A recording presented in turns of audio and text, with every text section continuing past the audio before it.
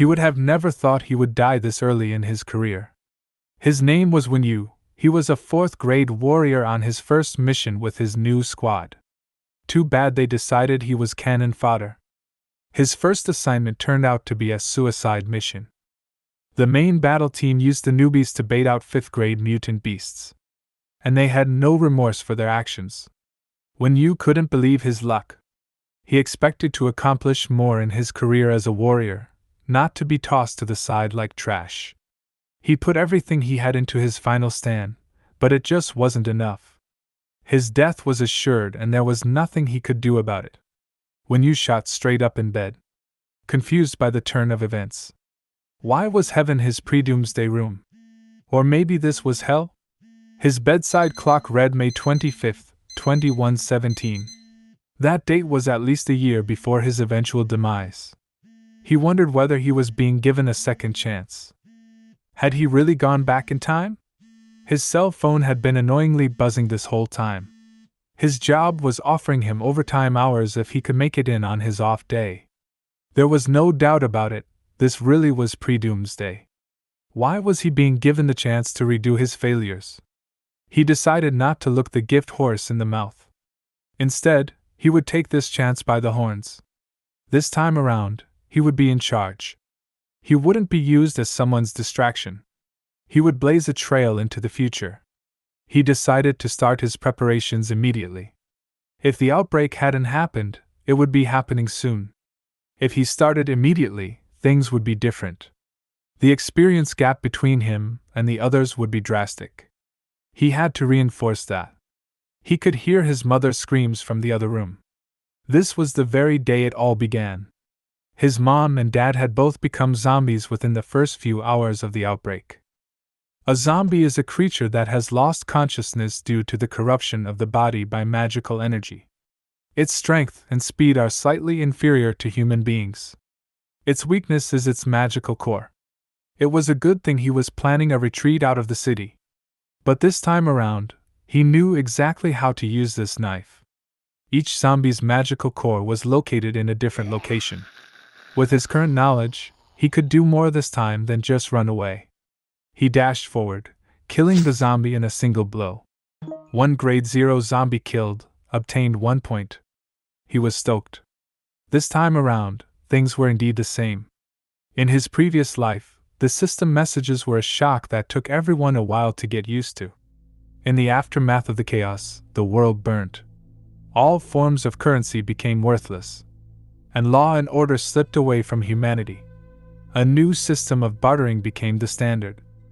A magical pillar known as the exchange stone allowed one to exchange points for goods and services. You obtained points by killing zombies and mutated beasts. The pillars were the most prominent way for a normal human to obtain a class. If you had one of the big 3 jobs, you were instantly twice as strong as a normal human. But the rare and hidden classes are where the true power resided. This time around, he wouldn't sit around at home, missing the crucial opportunity to become strong early in the outbreak. The closest pillar was at the entrance to his neighborhood. His plan was to kill zombies as he traveled. Upon his arrival, he should have accumulated enough to become a grade 1 warrior. There were quite a few zombies in his presence. He charged in, taking it as a challenge. Obtained 1 point. After his first kill, a second zombie snuck up on him. He attacked it with his elbow, instantly realizing his mistake. A normal human body couldn't take such damage. He would need to become a warrior immediately if he expected to survive. He pushed forward to accumulate the nice collection of points headed his way. As he cleared the room, he knew this would have been impossible in his previous life. But he had obtained the 10 points he needed. It was time for him to head out. Luck was not on his side today. On the other side of the carnage, a mutated beast headed his way. The neighborhood stray was not the same friendly pup anymore. He had to run. His current level wasn't high enough to deal with such a challenge. In his panic, he chose the wrong direction, allowing the mutant to get a hold of his leg. The mutant dog slung him into the convenience store, causing glass shards to dig deeply into his body. He had no time to rest. His pursuer was relentless. It had eyes for him and him alone. When you could not waste the opportunity handed to him on a silver platter by dying. As the mutant attacked, he made a beeline for the streets. He could sense that the undercurrent of the current battle had changed. He wondered why the mutant wasn't attacking. What exactly had changed? He knew he could figure this out. The mutant was guarding the convenience store. He looked up, noticing the treasure trove right in front of his eyes. How could he be so blind? A treasure trove was an extremely rare existence in his past life, and no one had ever been able to figure out a pattern to their appearance, or what determined how long they stay open. But as long as you enter one, it was assured that you would exit with the treasure of a much higher grade than you could attain anywhere else. The earlier you entered, the more rare and powerful the items you received were. He figured the mutant must have found this treasure trove early on. Too bad it was wasting its time. Only humans were able to enter them. No matter what it does, it will never attain anything from it. The mutant became vicious at the realization that its prey was interested in his treasure. When you had no other choice but to fight, the treasure trove was worth all sacrifices. The mutant tilted his head, dodging Wen Yu's attack, and clamped down squarely on his forearm. Wen Yu would use this opportunity to kill his enemy. But before he could manage a counterattack, his arm was ripped from his body. He put distance between the two of them, and reminded himself to stay calm. Losing the arm was not a big deal. As long as he leveled up, his disability would be repaired. He had to get into the treasure trove, and he had to do it immediately. As his enemy attacked, he prepared his last-ditch effort. He charged forward as the mutant reached its pinnacle. He believed it had worked until something pulled at his leg. His easiest option was to surrender the leg and make it into the trove. And he did exactly that. The trove sucked him in and deposited him into a room covered in circuits. He had literally given up an arm and a leg for this treasure. It better be worth it. The trove did not disappoint. Inside the wooden box was a purple hidden job change scroll. This particular reward was top tier. It was exactly what he needed. While hidden classes weren't necessarily stronger than the big three, their basic skills typically exceeded anything you could buy from the exchange pillar. He wasted no time activating it, his missing body parts rematerializing before his eyes. Congratulations on successfully changing classes. Your class has become Soul Master. Not only did a class change automatically heal all injuries, it would also grant an instant skill or talent. The basic skills of the big three typically was F rank. He hoped desperately that this pattern didn't apply to hidden classes. The host is currently a first-grade Soul Master and has 2 basic physical attributes. Acquired class-exclusive skill, Soul Realm. Neither your rank nor exclusive skill can be forgotten or replaced. Soul Realm, the living space of your soul pets. For every level of the Soul Master, a new Soul Realm will be unlocked. The whole set successfully changed his class and will automatically attain the Soul Master's original path. This contract cannot be cancelled. It automatically occupies the host's first Soul Realm. Current Soul Beast attributes. 2. Skill 1. Soul Strike, S rank. Passive skill. Combat type magazine. Every attack of the Soul Master will cause damage to the enemy's soul. This damage effect depends on the difference between the enemy's and the host's attributes. The effect will be lost if the enemy's attribute is 10 times greater than the host. When Yu's new pet swooped and dived around his head. Skill 2. Soul Pet Blessing. No rank. The Soul Beast can merge with the Soul Master, and the attributes of the beast will be added on to the basic attributes of the Soul Master. Skills of the Soul Beasts will be unusable. In this state, all released Soul Beasts cannot be returned to the Soul Realm, and Soul Pets in the Soul state cannot be released. Each Soul Pet existing in the Soul Realm can add a skill to the Soul Master. He wasted no time trying this out. Soul Beast Merge. Battle Form activated. Current host attributes. Name: Wen Yu. Race: Human. Class: Soul Master. Grade: First grade. Skill: Soul Realm. First Soul Pet. Original Soul Pet. Attributes: 2. This was incredible. In his battle form, he truly exceeded the other classes. In the later stages, he would be unstoppable. In his past life, he had never run across any information that even alluded to hidden classes being so powerful. He wondered how far this new class would take him in his new life. The mutant dog was in for quite the surprise. As he exited the treasure trove, his old friend was in a fearsome mood. This time around, things were going to be different. He had to show the mutant dog some appreciation. If it wasn't for him, he would not have run across the treasure trove. He decided he would send him to hell in the quickest way possible. This time, he met the dog's attack head-on. Even though he repelled him, this dog was way stronger than he had originally perceived. He hoped his battle form would give him the edge he needed. As power swirled around Wenyu, he knew this was it. This mutt was done for. He activated his skill Soul Strike as he kicked it dead in the head. That was all it took to put the mutant dog down. For his first skill to be S rank, who knew how powerful he would be as he progressed farther through the ranks. The only problem was the mutant dog wasn't down for the count. This beast was special indeed, for he refused to surrender to fate. This forced an S rank skill to appear. Skill Awakening. Life Bite. S rank, wielder will have a significant decrease in pain perception. As the injury worsens, basic physical fitness will increase exponentially with no upper limit. It having an S-rank skill at level 1 was not a good sign for Wenyu. It meant the dog had unlimited growth potential. He needed to get out of there immediately. He jumped backward and made a break for the back door, pulling the store shelves down as he went. Everything came crashing down, sealing his escape route as he leaped for freedom. The mutated dog was determined, but today wasn't his day. Their battle would have to end in a draw. Wenyu wasn't interested in tussling with such a foe. He couldn't comprehend why in his previous life he had never run across any mention of such a creature. Gaining strength as one became injured would surely allow the creature to become a dominating force in this world. He put it out of his mind as there were more important things he needed to put his energy into. The mystery of such an amazing creature will have to wait for another day.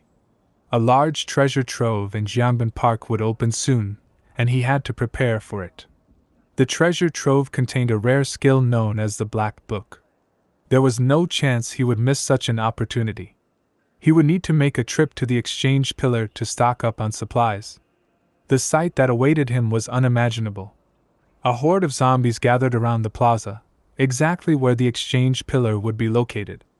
A crowd like this explained why so many died in the early days of the Doomsday. At the moment, there was no way for him to know if any of the other exchange pillars were any better. He would take his chance with this one, even if it meant he had to kill every single zombie here. Wenyu wasted no time dismantling the zombies one after another. Nothing would stop him in this life. That included a horde of trash zombies. Just die! In an instant there was nothing left but him and the pillar. Welcome to the exchange system. Please select the items you wish to exchange. He was disappointed. He had always assumed that the good items were snatched up at the start of the Doomsday. But there was nothing but the same old trash. Exactly how it always was. First, he would need healing items. He had taken a few scratches from that beast and needed to top himself off. Access to items was plentiful, but the prices were astronomical. He would have to settle for something more in his price range. The rate of recovery always surprised him with these items. The best thing for his growth was magic crystals. Lucky for him, the cheap ones would work just fine for his hidden class. Level 10 attribute magical crystals can be used to evolve the physical qualities of people in the first grade. During the enhancement process, the skills that appear were very dependent on the proportion of magical crystals used. If you use only non-attribute magical crystals to enhance, 5 of the most garbage skills will appear. Since his class had unique skills, none of that applied to Wenyu. He crushed the crystal and soaked in its magical power, relishing the feeling. With that single crystal, his physical qualities had improved by about 0.5 times. Once he had an appropriate weapon, the zombies were in trouble. Needing more adequate points forced him to scavenge for appropriate supplies. The hardware store was the perfect place to find the tools needed to dismantle zombies. A chainsaw and axe would do for the time being. While his class Soul Master was indeed strong, it was lacking in a few areas. At his level, he was behind other classes in the skills department. Melee attacks were a no-go if he wasn't in his battle form. And losing access to his summons while in battle form wasn't worth it. When you needed to find a more lethal weapon to make up for his weakness. For now, his body would be strong enough, so the next magic crystals he received would go to his soul pet, ensuring his chance of survival. Help! Someone calling for help meant zombies, and zombies meant points. The brother and sister were being attacked by way too many zombies. Their chance of survival was as low as it could get. This scene totally reminds me of the ads you see for zombie survival mobile games. His sister was in a total panic. As her brother, he had to step up. He was going to force open a path of escape. He assured her that both of them would make it out safely. She begged him not to go. He rushed in with a short pipe and, as suspected, a zombie attacked him from behind. He crashed against the wall.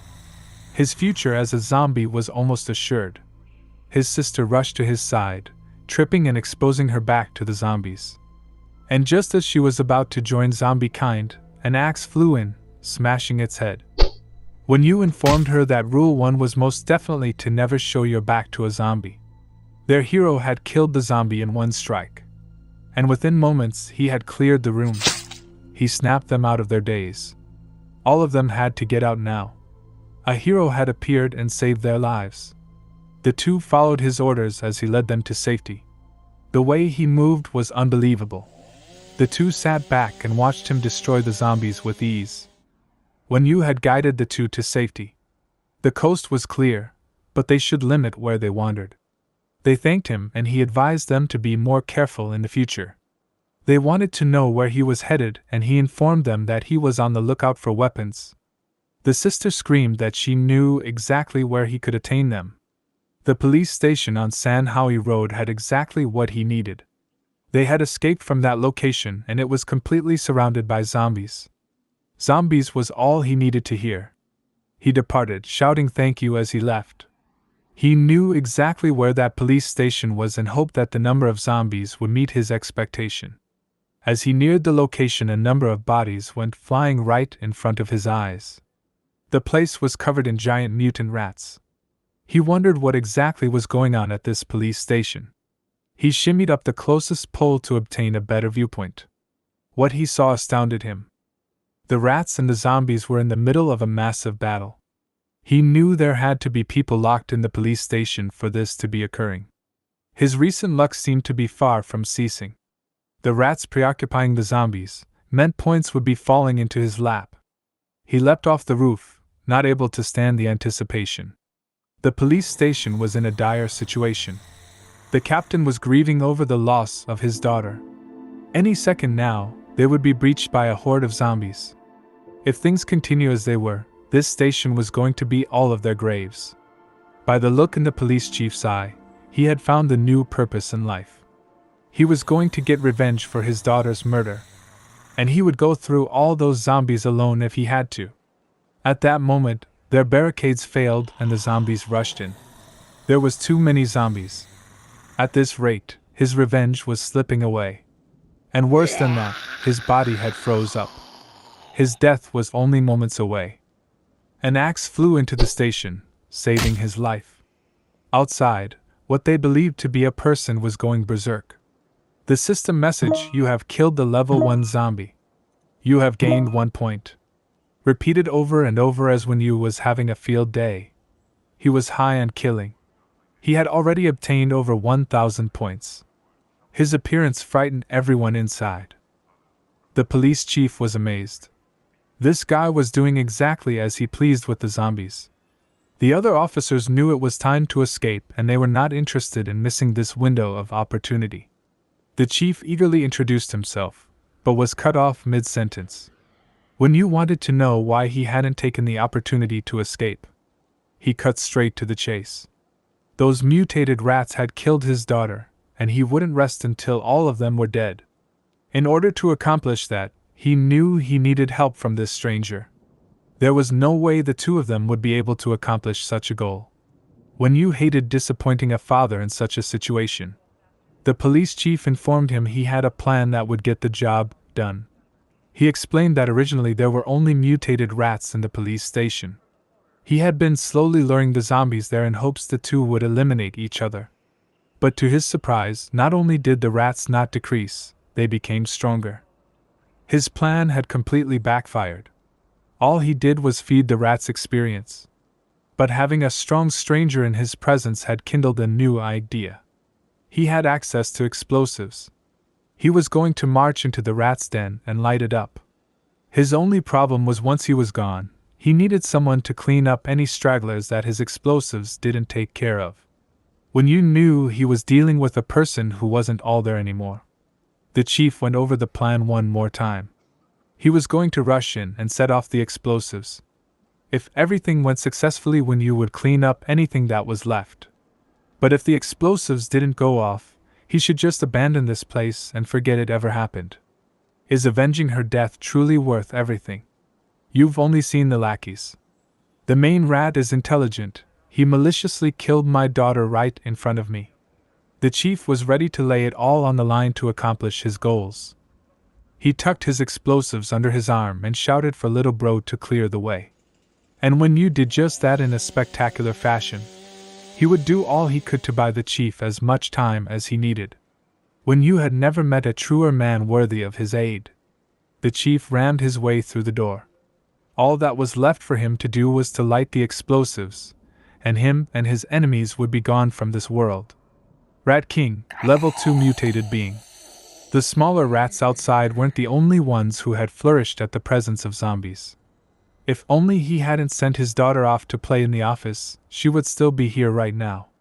But she was gone, and her murderer was soon to follow.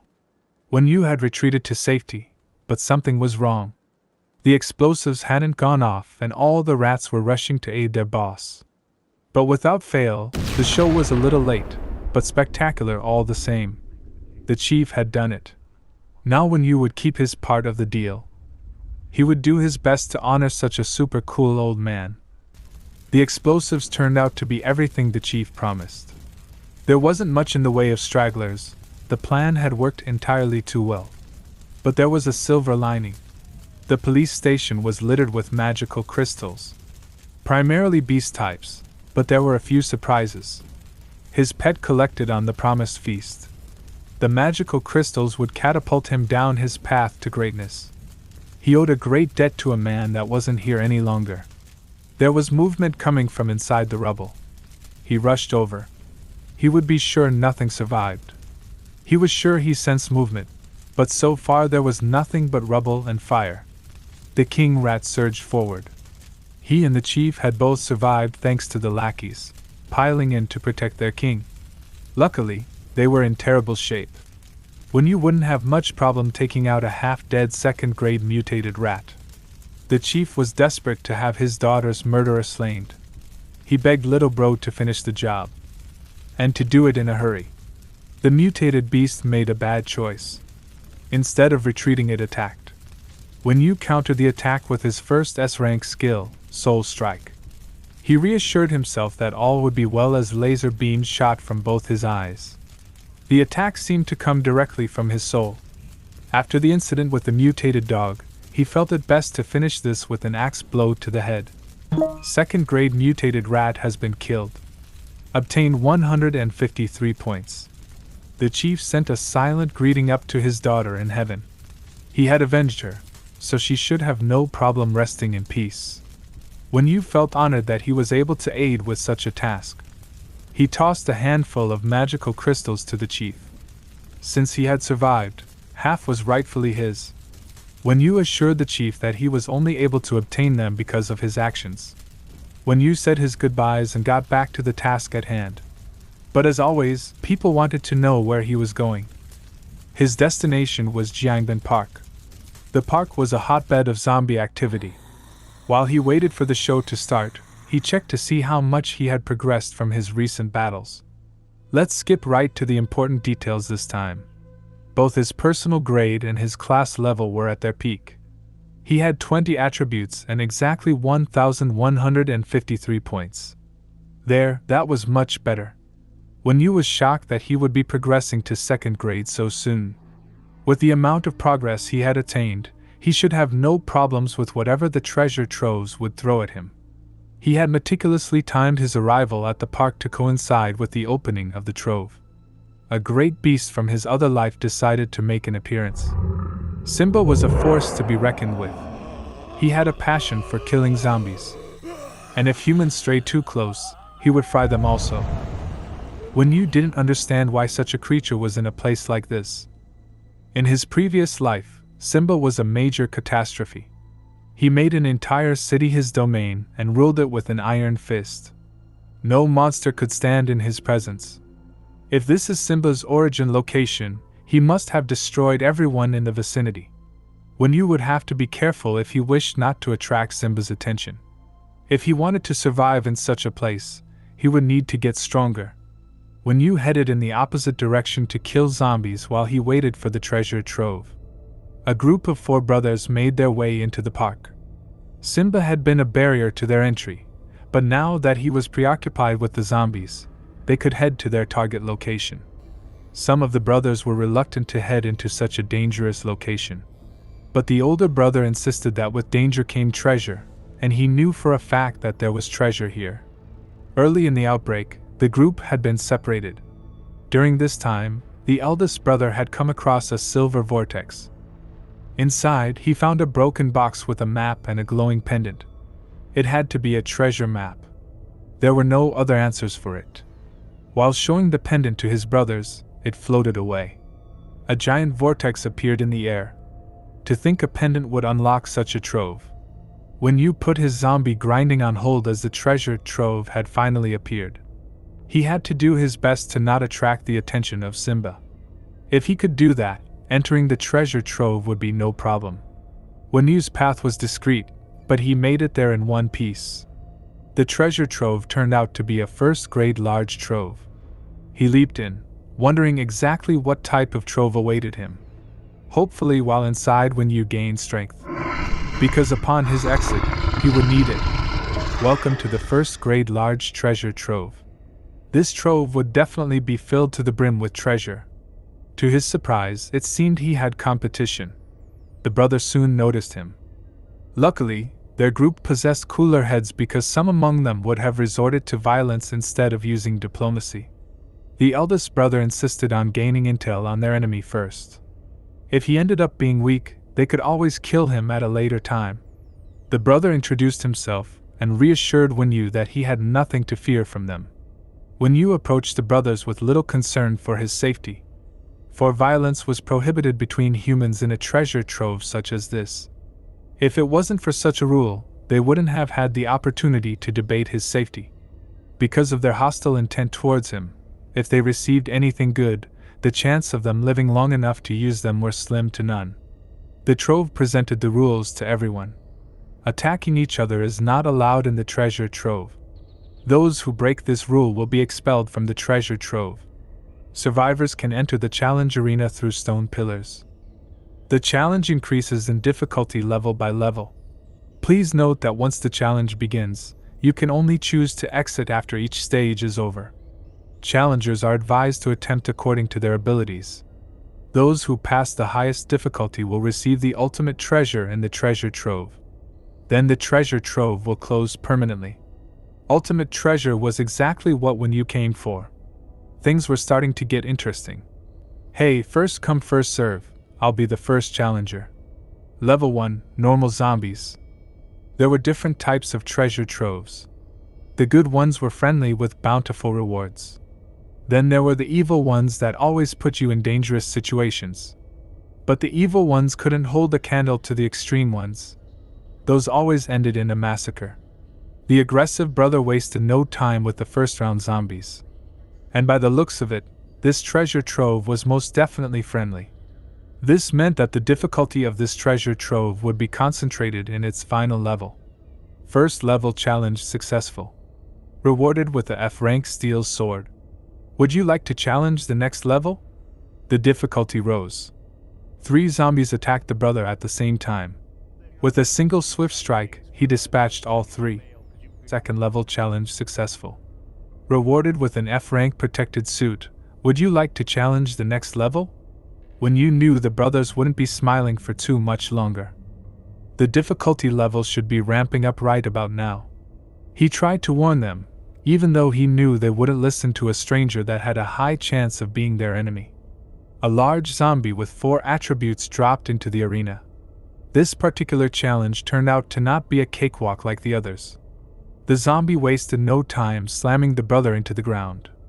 Luckily, he had the sense to surrender, as he was no match for his foe. When you decided it was time to show these amateurs how it was done, the eldest brother figured this was the perfect opportunity to learn from someone else's mistakes. When you had no problem with this, he warned them not to get shocked by his skills. The aggressive brother couldn't wait to catch this faker outside. The eldest brother reminded him to be patient. This was the perfect opportunity for them to see exactly how they would proceed in the future. With that mouth on him, if he turns out to be weak, there's no way he could blame us when we decide to kill him and take his treasure. First level challenge successful. Rewarded with an F-rank steel sword. Would you like to challenge the next level? When you simply said, continue. The second level likewise posed no challenge. Second level challenge successful. Rewarded with an F-rank protective suit. Would you like to challenge the next level? Yeah. The large zombie with 4 attributes attacked when you. All eyes were focused on this particular battle. When you made it look easy, dealing with the zombie as if it was nothing special. After all, this was just an appetizer for the main course. Third level challenge successful. Rewarded with a bottle of beginner healing potion. If the brothers were smart, they would have taken the opportunity to retreat from the treasure trove. Their enemy was strong and fast. None of them matched his prowess. They acted as if simply not robbing him would save them from what was coming in the future.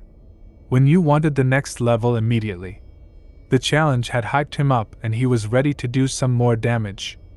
The challenges progressively got more difficult. But his tedious preparations were paying off. Having 20 attributes made him feel sorry for the lower level challenge zombies. When you hoped he had trained enough to put up an adequate fight against the final boss. The 4th level challenge gave him 2 level 1 magic crystals. The 5th level challenge gave him an intermediate healing potion. He received an F-rank protective jade from the 6th level challenge. He received a teleportation scroll from the 7th level. And the 8th level gave him an F-rank storage ring. F-rank protective jade can offset 100 attacks from level 1 creatures, 10 attacks from level 2 creatures, and 1 attack from a level 3 creature. Item consumed upon use. Teleportation scroll, able to instantly move to another place within a limited range. Item consumed upon use. F-rank storage ring. Can store any item. These were exactly the type of rewards he was hoping for. Such items were lifesavers to someone at his level. The brothers were truly worried. Their enemy had to be cheating. There was no other way to explain it. That's when things took a drastic turn. 9th level challenge starts. The treasure trove not asking his permission put him on edge. The fact that he was not being given a choice could only mean one thing. Danger. And the treasure trove didn't disappoint in this regard. A miniature demon gate appeared before his eyes. In his previous life, one 100 times larger had appeared and chaos ensued. How exactly do you know that this is a demon gate? When you desperately searched for the owner of the voice. Give up, there's no way you can find me. I'm the guardian of this treasure trove. Guardian was a term that he had never come across in his previous life. Judging by the other's demeanor, only he was able to hear the guardian. Seeing that you know what a demon gate is, you know exactly what's coming. Yes, one of those is sealed behind this door. I estimate with your current power level, you have a 10% chance of passing this challenge. When you was shocked. How was that fair? Defeating this guy is your only path to treasure. Do your best, Teehee. Fear was the only emotion when you could muster. The boss was an ancient demon. How could the leader of the demons be in this treasure trove? I'll make things fairer, like you wanted. First, this demon is only first grade. But he possesses well over 20 attributes. To round it off, he has an SS rank skill. I recommend you avoid it at all costs. It will dissolve you within 10 seconds of you coming in contact with it. That's all the help I can give you. I think that was more than fair. He's coming, so you better get ready. The demon wasted no time and immediately attacked Wenyu. Its first attack was like a missile hitting the ground exactly where he stood. If he didn't dodge all of its attacks, he was done for. It wasted no time taking this battle to the next level. SS ranked extinction activated. He had no chance against such a skill. He would have to bide his time until it wore off. The ancient demon roared, as red electricity arched across his body. Without his combat experience from his previous life, he would already be dead. Each of the demon's attacks carried a wave of red sparks. To think someone took the time to design this arena to give this enemy an advantage. This truly was an impossible challenge. He had at least 6 seconds left before he could go on the offensive. He cast Soul Strike, but nothing happened. There was only one explanation for this. The demon had no soul. The Guardian explained that the demon had had his consciousness removed. So good luck with that. Oh yeah, there's only a 30-minute cooldown on that ability. So good luck, time is ticking. The Guardian's distraction caused him to miscalculate, taking a direct hit to his core. Wenyu was sent flying. The protective jade in his pocket sparked. He slammed into a sparkling blue barrier, preventing him from exiting the arena. He had managed to avoid the SS rank skill. But the demon's pure strength would destroy him if he took too many more of those hits. He will be a goner if it wasn't for the protective jade. It was down to only 9 charges left. With its OP skill on cooldown, the battle could finally begin. A head-to-head battle ensued. Wenyu lost a charge on his protective jade each time he took a blow. His strategy was simple. The demon had high defense, so he would focus his attacks on a single location. Using this technique, eventually he would break through. Wenyu's protective jade was depleting at an alarming rate. If he took too many more hits, he would truly be in trouble. A crack appeared in the demon's defense. Wenyu wasted no time exploiting this opportunity. He screamed, "Die!" as he launched forward for his final attack. He took a blow to the stomach that sent blood splashing from his mouth. But his attack was true, and the demon was destroyed. The Guardian was truly impressed. As a reward, he shined down a healing light to heal Wenyu's wounds. He walked from behind the curtain to introduce himself. He was intrigued. A challenger defeated his treasure trove within an hour of its existence. Wenyu was shocked by the little guy that emerged. "You're the one who was talking this whole time? What of it? This is my domain. I can do whatever I want. But I like you, so I figured we should have a chat. My name is Alcata and I'm the guardian of the 195th treasure trove. According to your human traditions, you can just call me Big Brother. So you're a guardian? And treasure troves are protected by guardians. Only high-ranked or large treasure troves have guardians. If I didn't find you interesting, you would never know about us. Our regulations specifically state that guardians aren't allowed to directly interact with survivors while on duty. There's regulations for guardians? Who created them? Who else other than the omnipotent master of the world? And who's the master? You have either the strength or the authority to continue down that path of questioning. It's probably best we change the topic. Okay. One last question. What exactly is happening to the world? Why did the class system appear? Where did the treasure troves and the magical creatures come from? Are you sure that was one question? I guess I shouldn't sweat the details. Anyway, it's better for you not to know the information too early. Wenyu decided not to push his luck. After all, this guardian was in possession of his ultimate reward. He wasted no time asking the guardian to kindly hand him his rewards. The guardian figured that the young one was just anxious. So, he reached through a rip in reality and pulled the reward straight out. He handed Wenyu a simple sheet of parchment. You're not going to tell me that's my reward? Human, the content of this paper is the ultimate treasure. Unknown item detected, identifying. Identification complete. Black Book. Absorb souls and unleash the power of darkness. This book is the first chapter of the Black Book curse, so its ability is greatly weakened. Current ability. When enough soul power is absorbed, the spells recorded in the Black Book will take effect. The current effects are as follows. Suppressions. Reduces the speed of all surrounding creatures by 10%. Weakness. Reduces the power of all surrounding creatures by 10%. Damaged buff. Reduces the defense of all surrounding creatures. The effect duration is 10 minutes and affects 100 meters around the user. Curses ignore levels and spells that are triggered by the users themselves. When you realize just how amazing the piece of paper was. But discovering the other fragments was going to be a daunting task. The Guardian was impressed with Wenyu's ability to take out an ancient demon. Such an accomplishment allowed him to give the human a serial number that would rank him among all humans. He was given the number 2, which could only mean there was a human before him. He wondered what kind of monster the human was to progress so far, so fast. But more importantly, what kind of benefits would he gain from having a serial number? The Guardian broke down the system into its individual parts. The serial number is your identification on the leaderboards created by the Lord. To obtain a ranking means you're among the most talented humans in the world.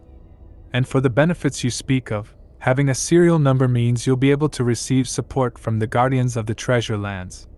With that, when you activated his piece of paper, the fragment broke down and tied themselves to his golden storage ring. When you took being on the leaderboards and having a serial number as the equivalent of having his own special hack when entering a treasure trove. Challenger has successfully cleared the last level, activating teleportation. Teleportation complete. When you had cleaned up, even after using up most of his F-rank protective jade, he exited with 2 life-saving items. The enhanced storage ring and the teleportation scroll.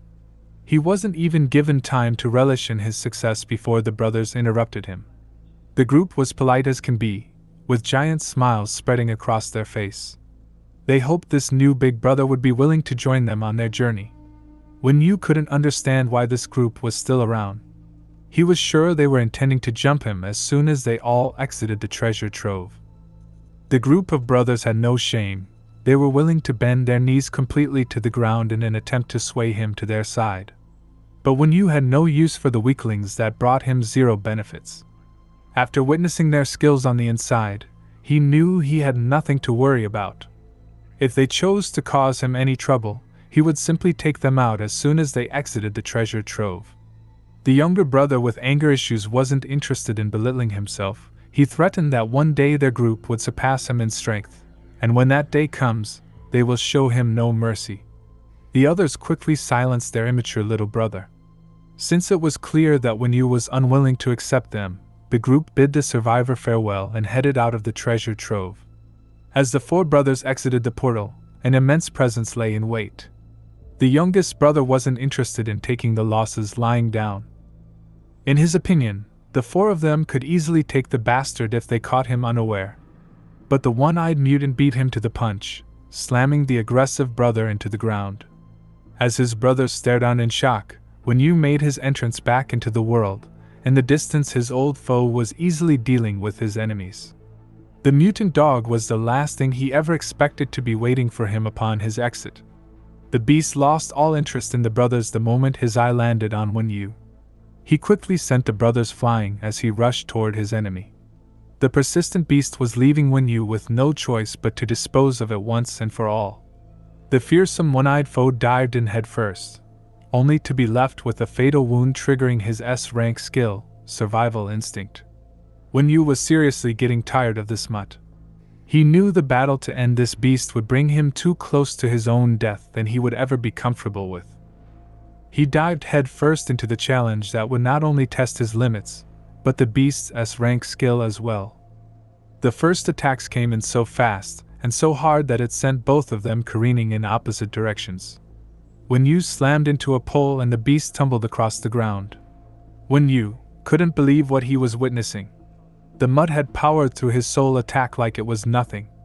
While he was a little more hesitant of charging in at full power, he had no idea why the pup was choosing to retreat from battle.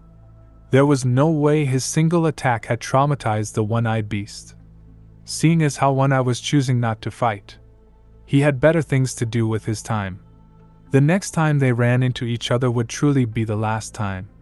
His priority had always been to gain strength, so he would rush to the closest exchange pillar and ascend to the second level. But as he was retreating from the scene, he heard an ominous sound that couldn't be ignored. As he examined his surroundings, the first thing that caught his attention was the mutant dog running for its life. As he was thinking, something was just not right, the cause of the commotion came into full view. Simba was on a rampage, and the mutt was leading it straight towards him. The demonic lion was in full kill mode, using his laser beams to scorch the earth. When you only barely made it out of the path of destruction, wondering how the two of them had attracted the attention of the king of the park. His only hope for survival was to make it to the exchange pillar and retreat into the ascension trials. As he rushed towards the tower, he shouted the commands needed to take him from this place. If he had been any slower, Simba would have wiped him from this earth. He truly felt bad for the pup, but it was a dog-eat-dog world out there. Either way, it wasn't his problem now. He laid back, taking his first breather since dropping out of the treasure trove. The sprint for his life was way too close for Winyu's liking. He was only thankful that the ascension trials had turned out to be the same as in his past life. He had been transported to a private space that could not be disturbed by any means. He knew this was only a temporary reprieve, as Simba would be waiting the moment he exited. A fearsome beast surrounded by clouds and wrapped in lightning emerged into his private space. The ascension trials will begin soon. The beast looked so much more fearsome the second time around. The boss he would be facing was none other than a rabbit. Since the challenger is in the human rankings, please complete the trial within 3 minutes. If you fail, you won't be able to participate in the ascension trial again for 10 days, and you will be removed from the human rankings. Wenyu wasn't prepared for a time limit, but he had no choice but to make do with this situation. Lucky for him, the bunny wasn't the patient type. If the battle progressed as quickly as he expected, 3 minutes would be more than enough time. He knew from his past life that the ascension trials were always out to get you. So, there was no point in wasting time. He needed to finish this as soon as possible. The bunny may look like an ordinary rabbit, but the creature had 2 skills that it would use to decimate its opponents. It shot past Wenyu, demonstrating its great speed to set itself up to use its first ability. D-rank skill, Ice Arrows. It had placed itself up on a wall and away from danger to launch an arrow toward its enemy. Having such an impatient boss suited him fine. His past knowledge was enough to get him through this in a flash. As he rushed towards his enemy, the rabbit wasted no time using its second skill, allowing Wenyu an easy opportunity to finish this quickly. He carried all his momentum into a strike directly into the rabbit's back. Congratulations! Challenge successful! A smile spread across Wenyu's lips as the ascension process began. A blue energy swirled around his body as his soul pet shot out, roaring its delight. He watched on, surprised at how easily he had ascended to the second level. A level 2 professional's body can only be enhanced by level 2 magic crystals. The upper limit of your physical strength attribute is 50. You can now exchange level 1 magical crystals for level 2 magical crystals at a 10-to-1 ratio. Congratulations on ascending your soul pet to level 2. Its physical strength attribute limit is increased to 50. Your soul pet has received the second skill Haste. C ranked. Passive. Overall speed is increased by 10%, including movement speed, attack speed, reaction speed, and more. Challenger has unlocked the second soul realm. You may form a contract with a second soul pet. The success rate of forming a contract with a soul pet who willingly accepts the contract is 100%. But the pet may not exceed the challenger's current level. The feeling of ascending never got old, and the number of rewards he received for his hidden class was astonishing.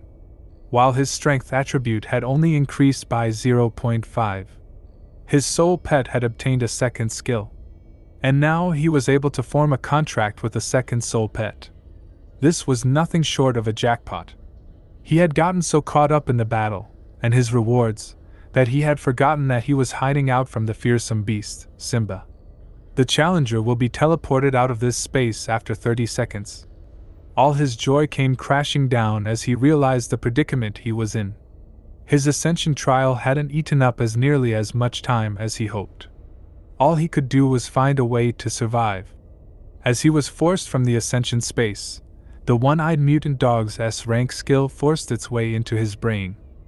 The creature's S-rank skill that allowed him to get stronger the longer he fought could be the key to both their survival. The portal ejected him out, and as he suspected, Simba was laying it to the mutant dog. His luck was terrible. The mutt stood no chance against this beast, and his proximity to the battle meant he had no chance of escaping. If Simba was allowed to have his way, there would be nothing left of the mutt but ashes. The lion prepared a fire beam with all intent to finish this once and for all. But to his surprise, after roasting the spot where the mutt had once resided, the creature had managed to escape his attack and had vanished from sight. It only took him a moment to realize that his prey was being carried away by the human. When you urged the mutt to hold on, it wasn't allowed to die on him. As they retreated from danger, he reminded the pup that the two were once neighbors after all, and neighbors should always look out for one another. The mutt had flashbacks to the very first time he had met this human, and the kindness he was shown. When you gave his pitch, he acknowledged that the two had been enemies from the very moment this new world had emerged. But if either of them were to survive, his innate talent and persistence would be needed to push forward. If the two formed a contract, there was a slim chance that they would make it through this. If they combined their skill and experience, the crisis would be easily overcome. If the mutt chose to lend him his strength, the days of him being a stray would be over. When you had no idea if the dog even understood him. But since their time was short, he had no choice but to push forward. A purple light linked the two together until it burst outwards in all directions. Contract formed successfully. Simba had caught up, splashing the place where they stood only moments before with fire. Haste. C rank. Passive. Simba's speed was putting his new passive ability to work. Without it, he would have been long dead. He was having no luck. Everywhere he turned, Simba was there to cut him off. His aggressiveness forced Winyu to use the teleportation scroll to escape his ferocity. Being forced to use it so soon just wasn't in his plans. The lion was leaving him no choice but to forcefully activate his new pet's skill. Winyu whipped out his blade and plunged it into his side. Survival instinct activated. He had received everything he was hoping for, shooting away with immense speed. The brothers were sure if it wasn't for that bastard, their youngest brother would still be alive. No matter how long it took, the group was determined to make sure their brother's murderer would follow him in death. The mutant dog's ability was everything when you needed to escape danger. With his knowledge of the surrounding area, he ran circles around the lion, eventually leaving the beast in his dust. He had to immediately treat his wound or he was sure to bleed to death. He was lucky to have a potion in his possession. As the fluid poured into his mouth, he could feel it taking effect. But as his wound was extensive, he had no idea if it would be enough. But that's when he realized Solai had a healing skill that would come in handy. He reached out to grip Solai's back, activating its skill. Rapid healing. B rank. The healing process of his wound sped up. He had no doubt this was the reason why the pup was able to survive Simba's attack. He knew he needed to find a safer place than this to fully recover. But he was just so tired, his attempts to fight off sleep only made him succumb faster. He was woken up the next day by the sounds that accompanied the early morning. To his surprise, he had fully recovered. But better than that, the limb Simba took from Solai had fully regrown.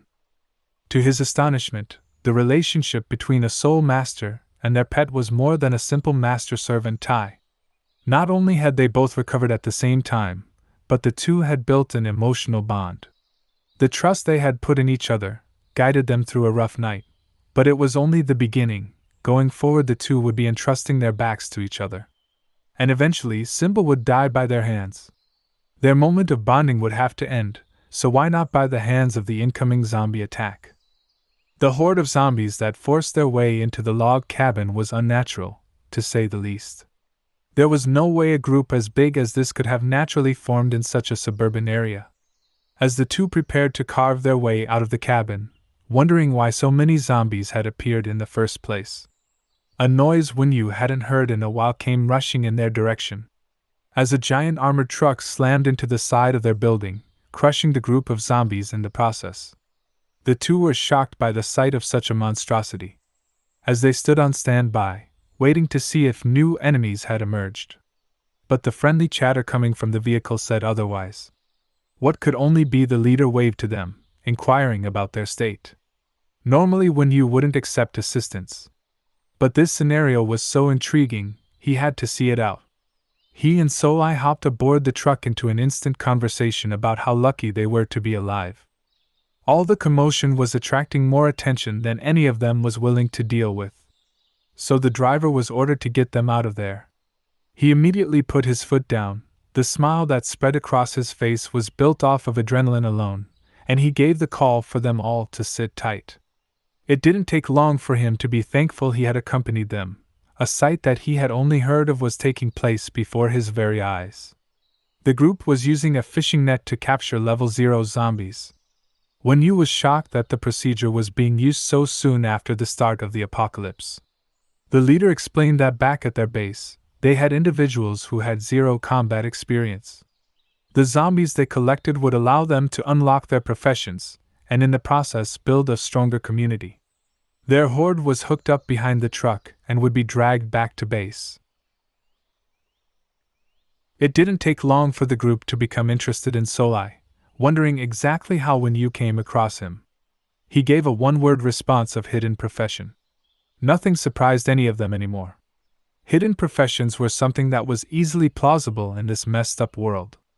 The group was fishing for information, and seeing as how Wenyu didn't have many secrets, he had no problem explaining how he ended up in the cabin in the woods. Without going into much detail, he attracted the attention of a mutant lion and was only able to escape its pursuit by hiding in the woods. Seeing as how he relinquished a bit of his story, he felt he could go ahead and introduce himself, and thank them for putting their necks on the line to rescue him. The leader assured him it was no problem.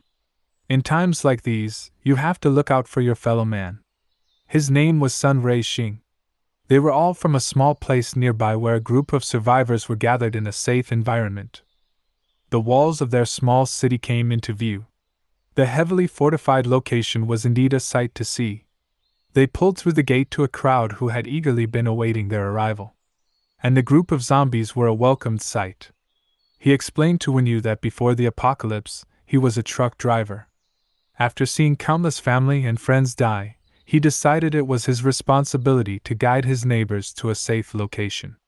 Before they had run into him, they were attempting to make a trip to the city to see if the officials had brought the situation under control. But the number of zombies forced them to retreat. Since Wenyu was from the city, he encouraged him to explain to the people the situation there. The crowd was laying their hopes on the government, hoping that when the government took control of the current situation, they will all be able to return to their former lives. Wenyu knew his words were going to upset everyone here. Most of them were very lucky to even still be alive. With what he knew of the apocalypse, there was no chance that any governments were still in operation. The first wave of demonic energy alone took out 20% of the populace. And that's not including all the animals that were turned into mutant beasts. If there were any city officials left, none of them were in any condition to do anything for the populace. And none of that took into account the horrors that the world would see in a half-year's time. The truck driver got the attention of the crowd. They were all hoping for news about what the government had planned to save them. He explained that they weren't able to make it to the city because of the dangers on the road. But he introduced them to Wenyu, a survivor from the city who had recently escaped. He would be their best source of information, so he encouraged them all to listen to what their new brother had to say. He explained that unlike here, there was no semblance of a civilization left back in the city. When you could care less if the group believed him or not. The majority of them had no business in this new world. And he knew it wouldn't be long before they were gone, just like the world they wished to inhabit. He bluntly stated that there were no official agencies or any form of military organization coming to save them. The former trucker jumped into action, doing his best to calm down the crowd. He promised as soon as the sun came up he would head back to the city to confirm if what the new brother said was true or not. An old man insisted he be allowed to accompany them to the city, for he had full faith in the official authorities' ability to handle the zombies. The trucker insisted that Uncle Sun calm down. The two could talk about arrangements in the morning. Two official-looking schemers lurked in the shadows. Their plans were slowly coming to a head and they would soon be in a position to act. As the trucker continued to argue with the crowd, Wen Yu couldn't help but notice the shady individuals in the distance. And in turn, they noticed him. They had no worries about the stranger. If he chose to interfere in their plans, they would simply dispose of him. The trucker ordered the crowd to disperse for the day, assuring them everything would be handled in the morning. He insisted that Wen Yu not take offense to the citizens of the city. They meant no ill intentions. But their reaction to him telling them the truth meant nothing to him. It wasn't like many of them would be around for long. From what he observed, he assumed the trucker had known these people his entire life. His assumptions were spot on. He had been in the process of transporting goods the day the apocalypse descended upon the earth. With all the work he had put in to save his neighbors, he had no idea if his daughter, who was studying at a university in Yanjing City, was even alive. When Yu reassured him if she was anything like her father, she was probably cutting her way through zombies as they spoke. The trucker asked if he could stay and protect the town while he made his run to the city the next day. Wen Yu agreed but insisted that he would be leaving as soon as he returned. He was sure the mutant lion wouldn't rest until he found them, so it was best if he didn't stay in any place too long.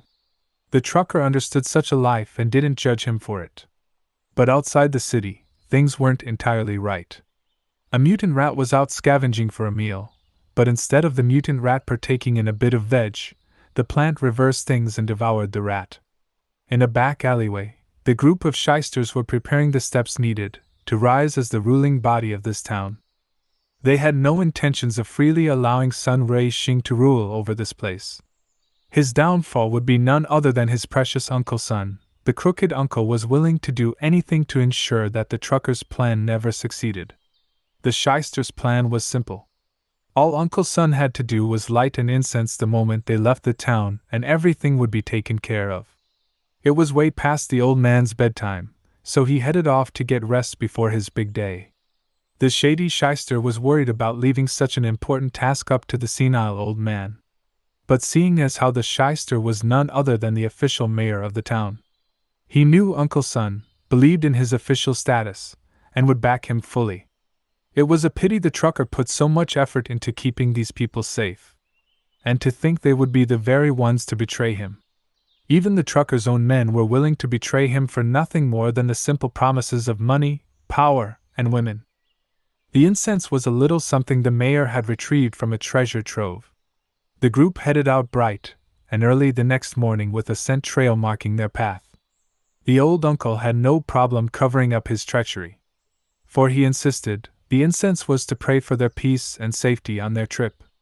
The scent was doing its job perfectly, attracting the attention of every mutant beast and zombie that came across it. The convoy was successfully closing in on the city, as everyone was put on high alert. When Yu rested next to an open window, listening to the sounds of the city. His soul pet was the first to inform him trouble was headed their way. He had no idea why he let the trucker talk him into this. But he hopped up prepared to deal with the problem. The mayor and his group of hired goons were ready to ascend to the pinnacle of this city. He wasted no time introducing himself. His name was Lian Quan and he was the mayor of Yilin Town. He was there to inform them that the officials had started rescue operations. And he was responsible for all of them. He explained to them all that Sun Rei Xing was putting his self-interest before the need of the people and using the disaster to become a king to rule over them all. The Lin Hu brothers had stepped up and contacted the authorities. He was sent to escort them all back to the official camps, where there was food and resources for everyone. Going forward, there would be no reason for any of them to worry about the zombies or the mutant beasts any longer.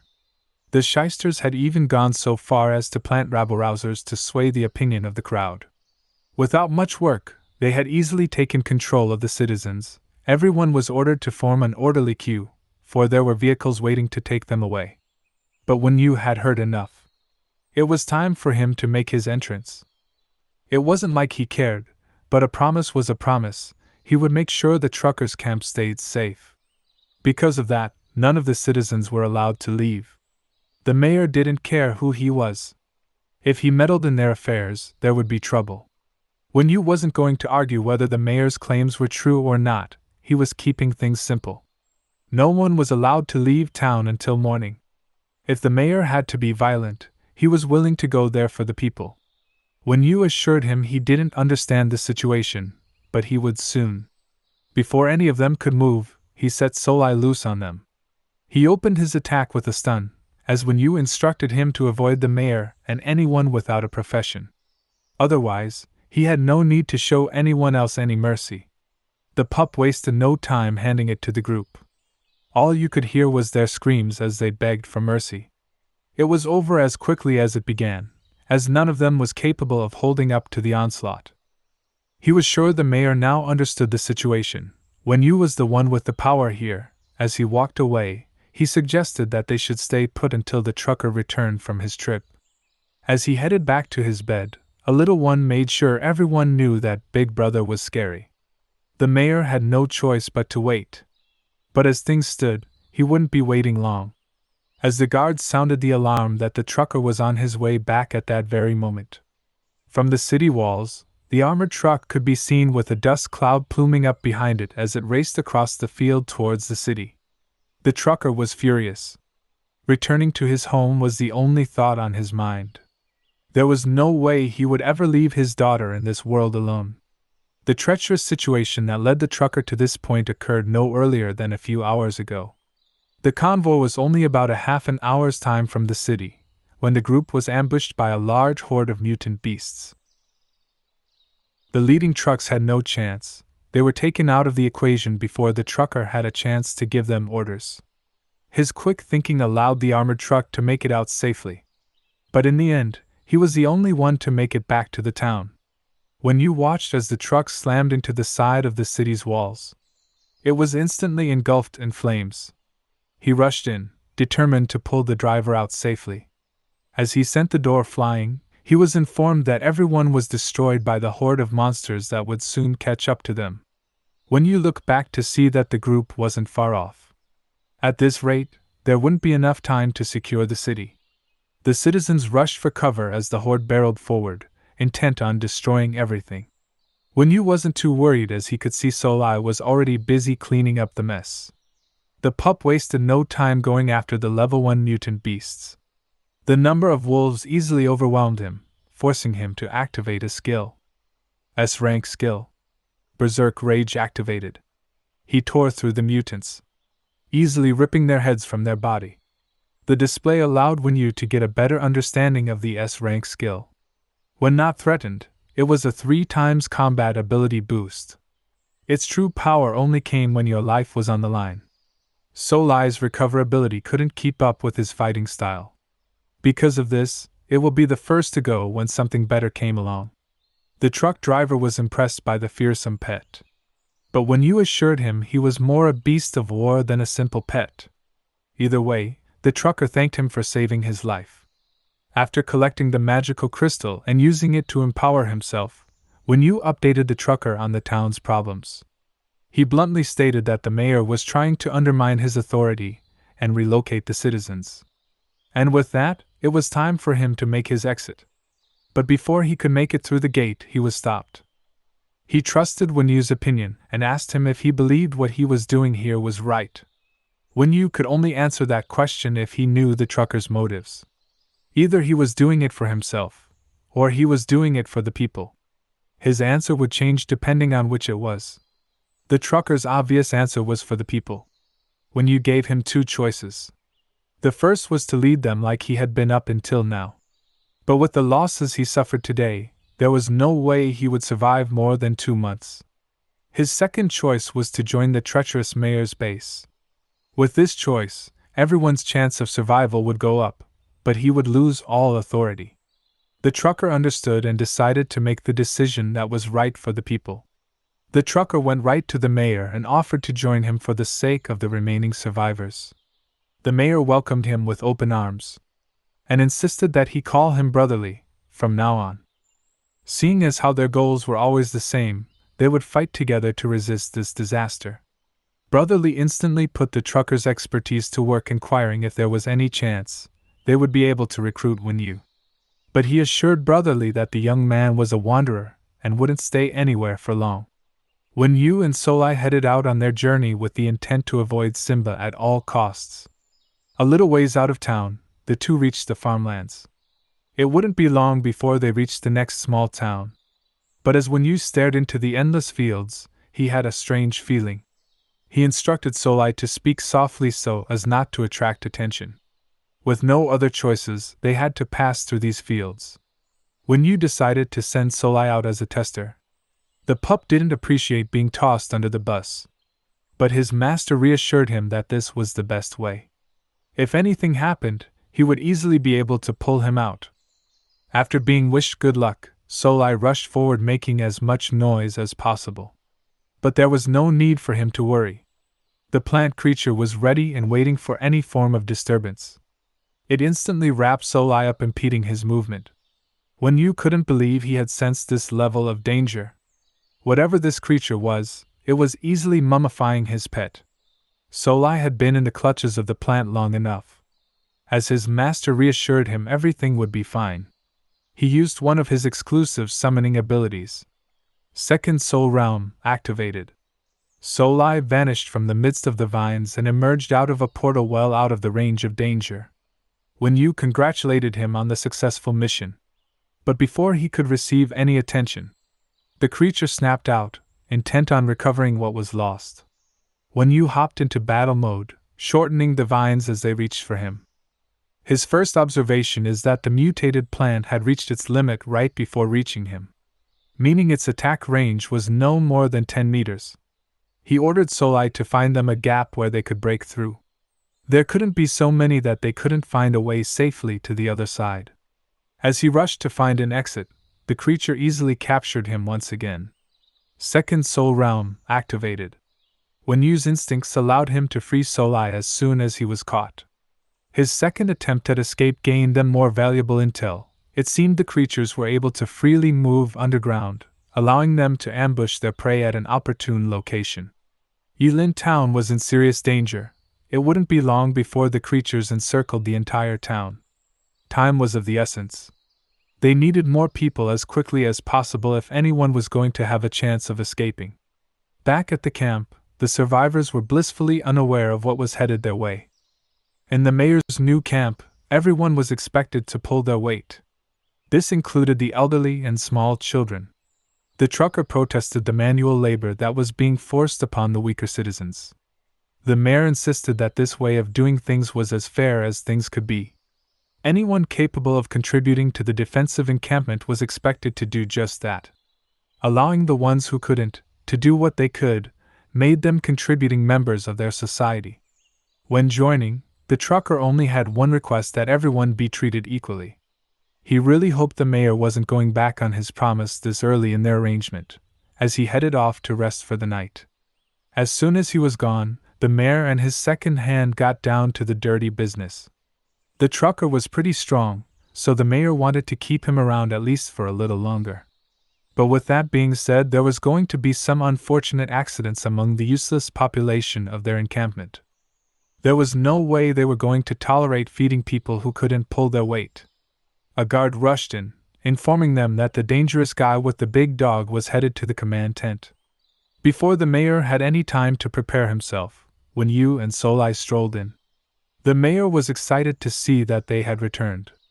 Yu wasted no time dropping the bad news into his lap.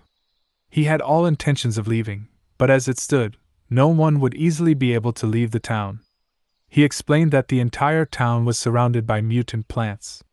The creatures had completely encircled the camp and were slowly encroaching towards its center. It didn't matter if the mayor believed him or not. As it stood, it wouldn't be hard to validate his findings, as on his way back to the town, he had found a few encampments that had been fully invaded. The mayor understood if the survivor was here, he had to have a plan. So when Yu explained his plan, it was a simple one. He needed enough people to overwhelm the mutant plants so that he could rush out. The mayor was shocked that Wen Yu wanted the citizens to sacrifice themselves so he could escape. Wen Yu insisted his plans weren't for them to open the path for him, but for him to open the path for all of them. He would lead the way, taking on most of the pressure, while everyone else would follow, capturing anything he missed. For each additional person, 7 mutant plants will be dispersed.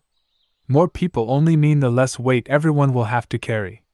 Each person's survival will depend on 2 factors: their individual combat skill and their luck. It didn't matter to him whether he was leading or following. But he figured the cannon fodder would be more accepting of his plan if he was leading from the front. The mayor respected him for his combat ability, but he was finding all of this hard to believe. The town was so big that not even zombies had managed to surround them. As if on cue, the armored truck smashed into the room, covered in vines. The trucker hopped out, announcing that they were all doomed. While on his patrol, he came across a group of mutant plants that were forming a siege wall that was slowly encircling the town. They had no choice but to charge out, otherwise, all of them would die. The mayor immediately agreed to Wen Yu's plan. All that was left was for them to discuss the details. The mayor broke down the numbers for Wen Yu. They had around 300 people, and half had yet to change their professions. It would be no problem to use all of them as cannon fodder. The mayor sent out a call for all the core members to gather, and 20 minutes later, they were all sitting around the table. Of all the members, only the trucker disagreed with the plan. He was furious. He wasn't interested in sacrificing others for his own survival. The mayor gave him the floor. If he had a better plan, now was the time for him to share it with everyone. The mayor explained he didn't come up with the plan, it was all Wen Yu's, but when the time came, he had no right to blame anyone for what was going to happen. And there was no need for him to thank them for his own survival. The trucker looked at Wen Yu. He calmly admitted it was all his doing, and that life had never been equal. For the strong to perish protecting the weak made no logical sense. Wen Yu wasn't planning on taking the blame for any of this. If the trucker wanted to blame someone, he could blame the weaklings for insisting on being weak. Or better yet, he could blame this whole crappy world for the predicament they were in.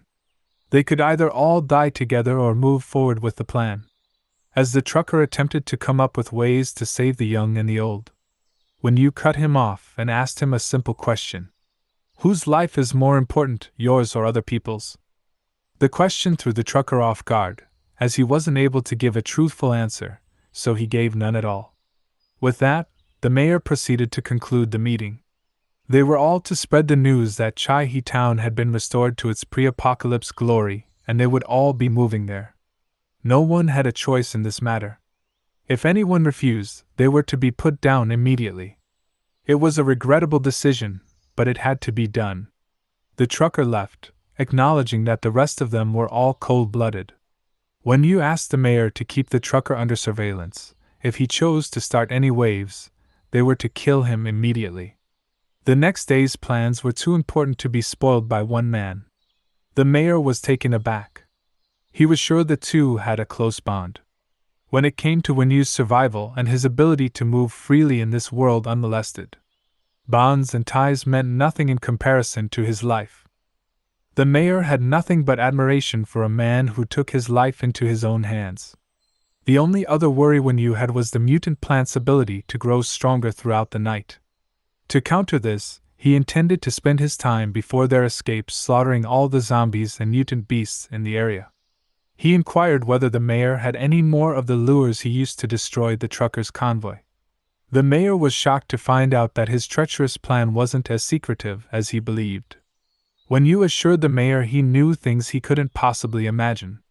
Seeing as how there was no need for him to keep it secret any longer, he revealed he had gotten the incense from a treasure trove. Since there was no way for him to bring the treasure trove with them, he invited Wenyu to help him find any useful items that had been left behind. Wenyu was fully on board, but he needed to make a few preparations first, for safety's sake. He stocked up at the exchange pillar, grabbing the essentials he would need to survive the possible hostile environment of a treasure trove. But more importantly, he bought a rank 2 non-attribute crystal, leaving him with 400 remaining points.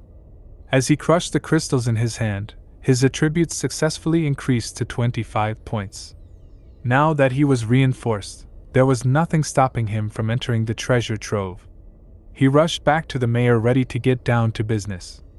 The mayor had covered up the existence of the trove by building his bedroom around it.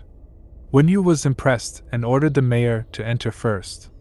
The mayor laughed it off, insisting he had nothing to fear from him, as he stepped into the portal.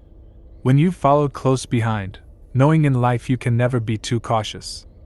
The trove was a giant cave formation that had 3 paths. At the end of each path was a treasure chest. Zombies that roamed the area were the only dangers the mayor had spotted. According to the rules of the trove, each person was allowed to open only one chest. The mayor had cleared both the middle and the left path, choosing to open the chest in the middle. Wenyu wondered why the mayor chose not to allow his underlings to open the other 2 chests. But the answer was simple. He wasn't looking for any direct competition. To allow his underlings to gain something amazing would only bring him trouble. The 2 decided to head down the left side's path to allow Wenyu to claim its treasure. The chest looked promising, so he went ahead and yanked it open, only to have a cloud of smoke burst into his face. A cackling clown toy sprung forward, startling Wenyu. It insisted it was only teasing. Wenyu landed a blow on the toy that sent it flying across the room. He didn't come all this way for nothing. He ordered the mayor to go out and find one of his men who could open the remaining chest. While he waited, he released Solai. The 2 would clear the path to the 3rd chamber. They wasted no time slicing into the zombie guards, forcing their way toward the treasure chest. In his killing frenzy, he almost put down the mayor as he came rushing towards him. It would have been an unfortunate occurrence if Wenyu hadn't stopped in time. Now that they had what they needed, they proceeded with revealing the final treasure. The lackey was ordered to open the chest and to pass over its contents. The final chest popped open, revealing the true treasure of the trove. The amateur was shocked. It was the first time he had ever seen a kill scroll. Wenyu ordered him to hand it over. But as he picked it up, greed got the best of him. As he attempted to escape with the treasure, his head was quickly removed from his shoulders. Wenyu retrieved the scroll, insisting if anyone dared steal his belongings, they were only seeking death. He yanked the scroll open, revealing its contents. Intangibility. S-rank skill. Space-type ability. Can temporarily allow you to phase through solid objects. Active skill. Consume energy according to the toughness of the object. The mayor was ecstatic that they had finally retrieved the treasure worthy of all his obsession. It wouldn't allow them to lure in their enemies, but it was a truly valuable object that would leave Wenyu owing the mayor a favor. Before they headed out, Wenyu inquired whether the lackey he had just beheaded had any family to worry about. It turned out he had a little brother who hadn't bothered to change his profession. Not willing to take any chances, Wenyu ordered the little brother to be disposed of immediately. With everything taken care of, they both headed out to rest until the start of the operation. Not long after kicking his feet up, Wenyu sensed someone at the flap of his tent.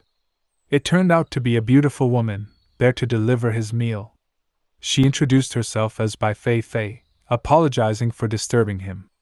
Wenyu waved it off, insisting she just leaves the meal on the table. She did as she was instructed, and seductively sashayed across the room towards him. Wenyu sat up, not interested in what she was selling. But she had a deal to propose. She knew the plans for the next day and wished for her younger brother to survive the encounter. She was willing to trade herself in exchange for her brother's survival. Wenyu had zero confidence in his own ability to escape the mutant plants.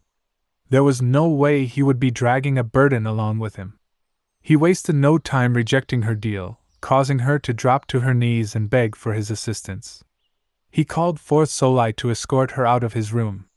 Solai chased the damsel away, looking as frightening as he could. If Wenyu's willpower wasn't strong enough, he would have easily fallen into a needless trap. Now wasn't the time to waste energy on useless pleasure, he would need it all to survive the trial that awaited. The next day, the officials gather everyone from the town in front of the forest and explain clearly what was going on. The town had been surrounded by a fearsome mutant plant that was slowly encroaching towards them.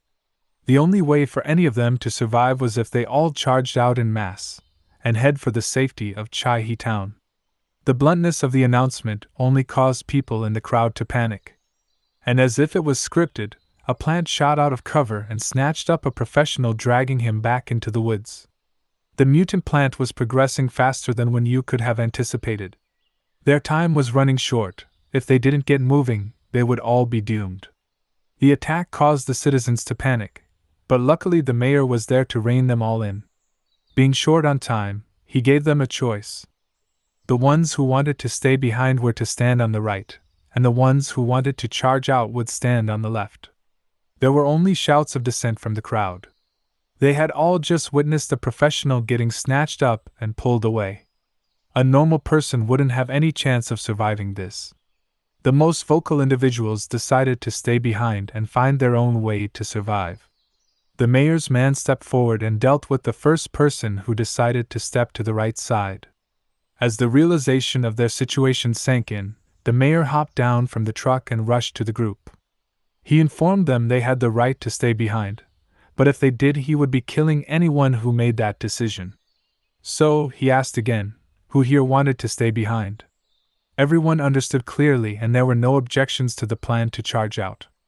With that, everyone loaded up onto the trucks and headed to the farmlands. The mutant plants gathered together, staying out of the sight of the humans. As they reached the fields, Wenyu warned the mayor that the blockades were up ahead, and they should put everyone on alert. He made the announcement that they were reaching the location where they would charge forward on foot. Something was off. The last time the plants had attacked well before he had reached this point. And as if on cue, a wall of plants shot up surrounding the survivors. The plants were only getting smarter. They waited until their prey had no chance of escaping before showing themselves. As soon as the action started, Wenyu jumped into action, hurtling over everything in his path, as he and Solai prepared to make their escape attempt. All around them, they could hear people begging for help. The mutant plant had been delivered a feast, allowing the two a small window of opportunity, which they used to make their escape attempt. Just because it had plenty of targets didn't mean the plant was going to let the two off easy. The vine shot forward, missing Wenyu by inches, only to wrap around Solai in the process. Wenyu screamed, "Second Soul Realm, activate!" releasing Solai and allowing the two to make it to safety. If it wasn't for all the survivors who helped out, there was a high chance they would have died here. Back in the midst of the battlefield, the trucker did all he could to increase the number of survivors. But no matter how hard he strived, there was still someone who needed to be saved. The mayor was there as the damsel and her little brother were being dragged under. He snatched up the little brother and ordered Fei Fei to stay close. No matter what, she needed to stay in his shadow. He casted his A-rank skills Shadow Clone, and the group rushed for safety. Wenyu and Solai sat overlooking the fields, wondering how many would make it out safely. A rustling nearby attracted his attention. He turned towards the shrubs, where 3 sets of eyes peered out, to which he had no idea if they were friend or foe. I hope you enjoyed the video. Make sure you support the original creators. Supporting their work will allow us to continue to get amazing chapters in the series. And as always, don't forget to like, comment, and subscribe.